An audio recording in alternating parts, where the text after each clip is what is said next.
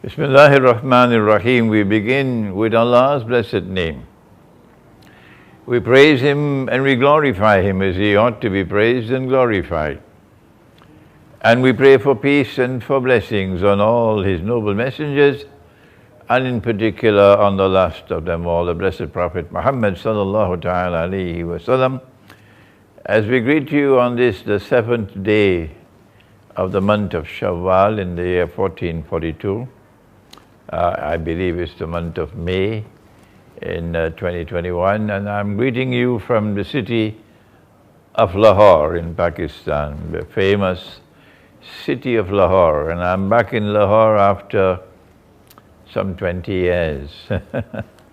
I arrived in Lahore 2 days ago, and very tired after driving for some 4 to 5 hours from Rawalpindi. But yesterday I began my work in Lahore, and I began appropriately so. The first thing I did was to go to the grave of that outstanding scholar, Dr. Israr Ahmad, and pay my respects at his grave and make dua for Allah's kindness, Allah's forgiveness for him, and that Allah might bless him, inshallah, with Jannah. I also met with some distinguished scholars yesterday, Professor Dr. Naqvi, who is the Dean of the Faculty of Islamic Studies at the University of Punjab. I also met with Urwa Maqbool Jan, and we had a short session together, getting to know each other. I met several other people yesterday. This morning I went to meet with a Sufi Sheikh, and today I'm now recording my first video in Lahore. And our topic is Pakistan and the Great War. This is a follow-up to the last topic on Turkey and the Great War. In that talk, I had to recognize that Turkey is a member of NATO, the North Atlantic Treaty Organization. And the Quran very plainly and very clearly has prohibited Muslims from such a thing, membership in NATO. We don't have the time to go into the verses of the Quran, but we've done it several times in the past. And Allah continues to say that if you join them, in NATO, for example, that alliance of Jews and Christians, which is at the heart of modern Western civilization, and which has NATO as its military arm. I have to say these things because there are those who seem to be deficient in thinking. So I'm sorry, but I can't keep on repeating and explaining all the time for those who are deficient in thinking. And even though I explain with clarity, they still don't understand. If you join them, you no longer belong to us, you belong to them. وَمَنْ يَتَوَلَّهُمْ مِنْكُمْ فَإِنَّهُ مِنْهُمْ. And so using the Quran as the measuring rod, using the Quran as the criterion with which to judge and to distinguish truth from falsehood, we have come to the conclusion that so long as Turkey remains a member of NATO, Turkey don't belong to us, it belongs to them. And we have found, to our sadness, that Turkey is showing no signs whatsoever of leaving NATO. Indeed, NATO has military bases in Turkey, and these military bases have nuclear weapons in them. And they're not there only for decoration. We are of the opinion which we expressed in that video, and you are free to differ with us, but if you differ with us, you must tell you what is your view. We are of the view that when the Great War starts, when NATO, which is lusting for war with Russia and China, provokes that war, and we expect it, and we hope we are wrong. Let me repeat it. Let me repeat it. We hope that we are wrong. Even though we repeat it, they don't hear me. We hope that we are wrong. We are expecting that war to take place during the 4 years of Joe Biden as President of the US. And we expect that by the time the war takes place, Turkey will still be a member of NATO. There's no sign showing any possibility of leaving. And so we are of the view that Turkey would be obliged, according to the law of the treaty by which you join NATO, to join in the war against Russia. All of this is simple to understand. It doesn't mean that I am against Turkey or against this one or against that one or against the Ottoman Empire. Nonsense. This is an analysis. And we have said, and this is our view, and we are sharing our views with you. And it is only to Allah's kindness that now there is an increasing number of people around the world who respect my views. Thank Allah for that. Yes, I know we have critics and critics and critics, but the Arab expression is, the dogs keep on barking, but the caravan moves on. And we thank Allah that more and more people are showing respect for my views. And that is that Russia is now the most powerful military power in the world. And there is much in Surah An-Naml to explain that. And that if Turkey joins in the war against NATO, then nuclear missiles will fly from Turkey against Moscow. So will Russia sit with its arms like this, folded, with Turkey, NATO's missiles, nuclear missiles flying from Turkey to Moscow and to Russia? The response, I believe, from Russia would destroy Turkey. This is my opinion. The Turkish army, the Turkish armed forces will be decimated. I'm not saying this because I don't like this one or don't like that one. I'm telling you, this is my military analysis. And I concluded that is perhaps because of Turkey's role in the Great War. That is why our Prophet, Allah's blessings be upon him, prophesied that within 7 months or 7 years of the Great War, the conquest of Constantinople will take place. But there are those who are deficient in understanding, and they don't understand that the conquest of Constantinople prophesied by Nabi Muhammad ﷺ will take place after the Great War. No. It took place before the Great War. The world of Islam is fed up with these schoolboys, fed up with you and incapable of even understanding simple things. Our Prophet prophesied the conquest of Constantinople after the Great War, and the Great War has not taken place as yet. And that conquest of Constantinople will become possible because the Turkish armed forces will be decimated in the event that Turkey joins with NATO in war on Russia. If Turkey does not join in that war with Russia, it will imply that Turkey would have left NATO before the war.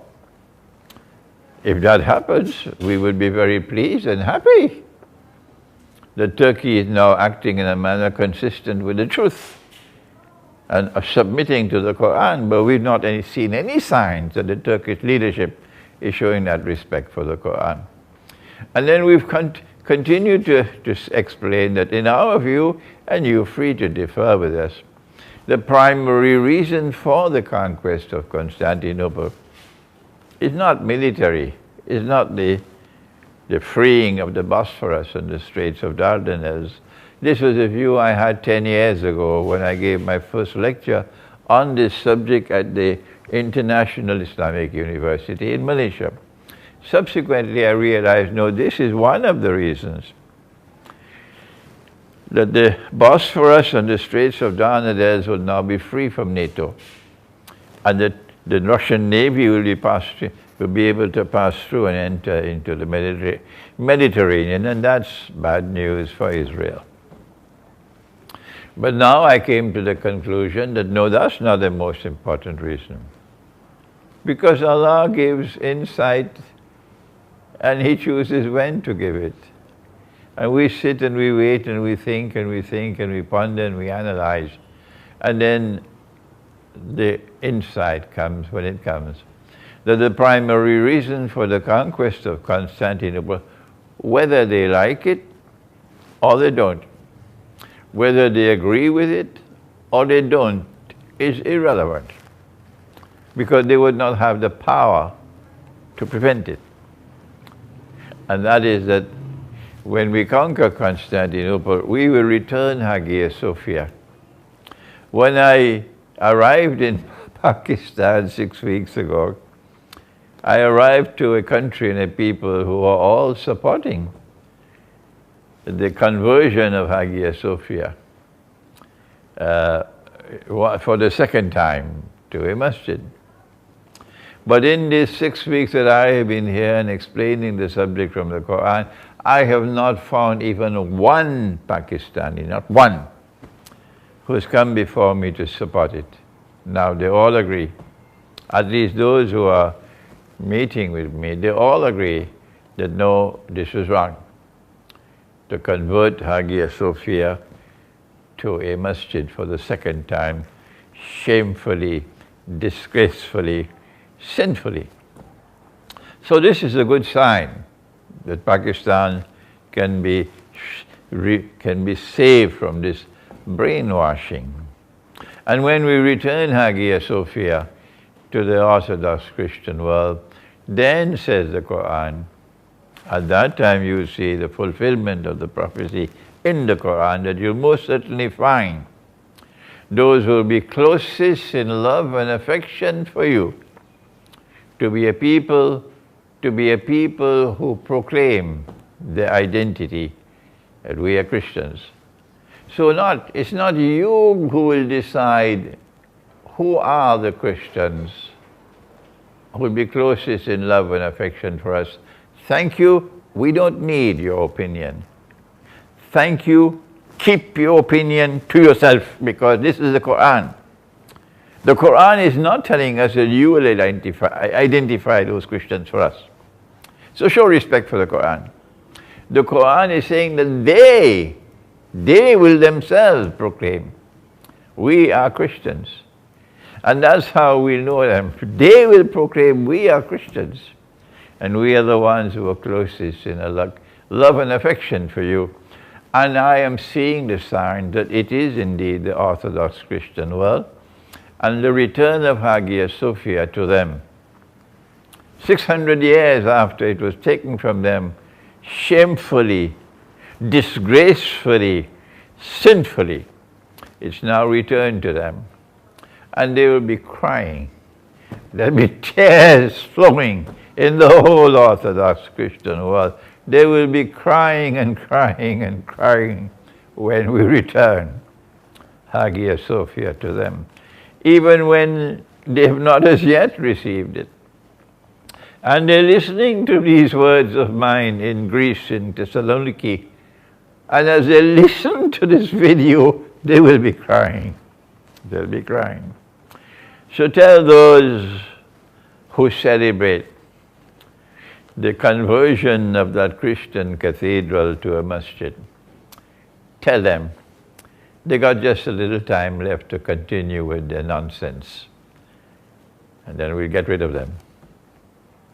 And when that Christian world draws closer to us with love and affection, we ended by saying that the alliance, the friendship and alliance between the Ummah, the community which follows Nabi Muhammad alayhi salatu wasalam, and the Ummah or the community which follows Nabi Isa alayhi salam, in the same deen of Islam, these two communities will come together in friendship and alliance. But when we come to Pakistan, we have a different story now. Because Pakistan is not a member of NATO. Well then, how does Pakistan prepare for the Great War? We don't know to what extent Pakistanis have studied the subject from the Quran. We don't know.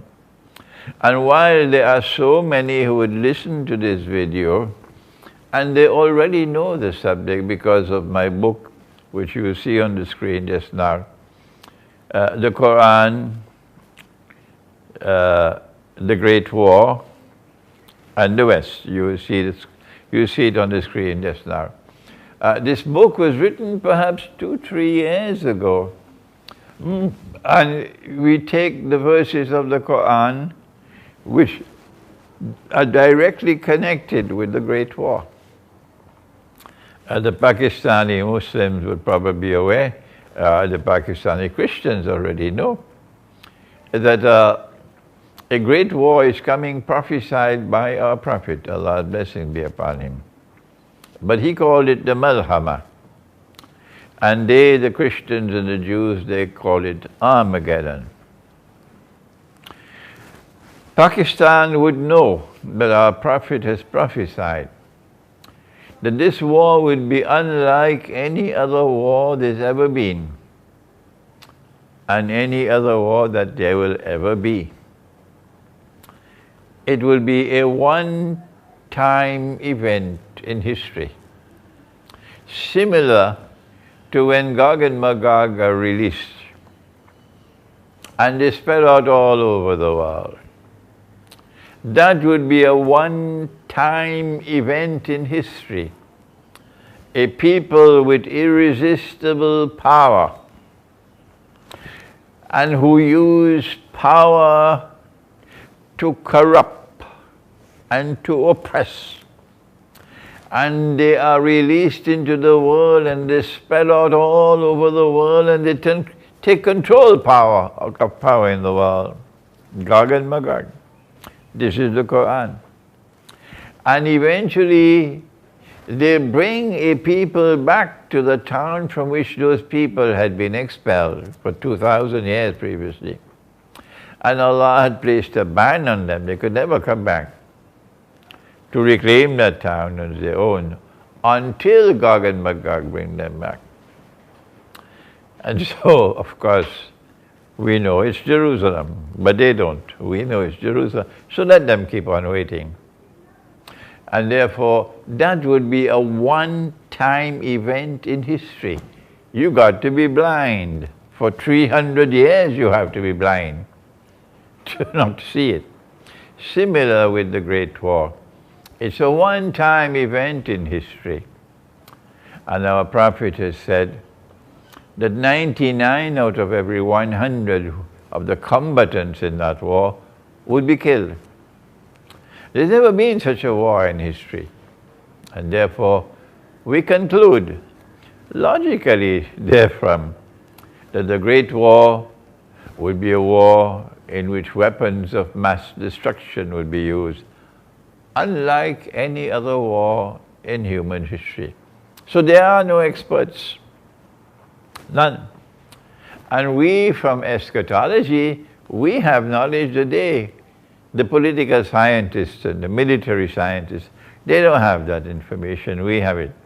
And so in our next video, we take a look at the Great War, in which nuclear weapons and thermonuclear weapons and weapons we don't know about as yet would be used. and millions will die. And what would be the implication in that war for Pakistan? So stay tuned for our next session, inshallah. Thank you. Wassalamu alaikum wa rahmatullahi wa barakatuh.